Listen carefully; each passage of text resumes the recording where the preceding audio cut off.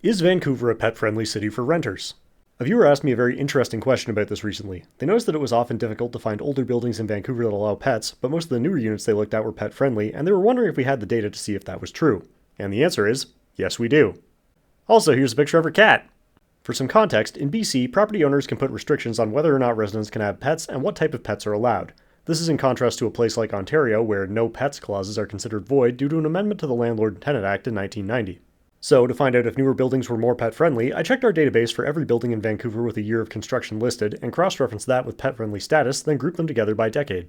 And as it turns out, newer buildings really are more pet-friendly. Roughly half of all buildings built after 2000 allow pets, and almost 3/4 of buildings completed since 2020.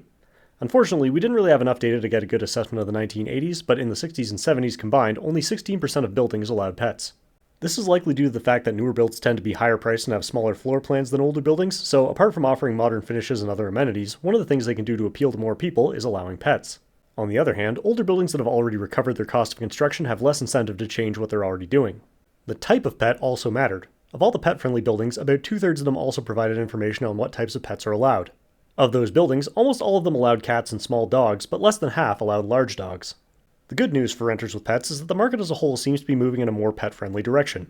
Looking at different snapshots of the database over the past decade, we're seeing that a larger and larger portion of the market is becoming pet-friendly, with about half of all listings now allowing pets, up from about 20% just 6 years ago. So, that's the data around pet-friendly rentals in Vancouver. If you have a question about rentals in your city that you think the data would help you to understand, drop it in the comments and I'll see if I can answer it for you. And if you and your furry friend are looking for a new place, save yourself some time and head over to Rentals.ca where you can use the pets filter to see pet-friendly rentals in your city and where they're located on a map.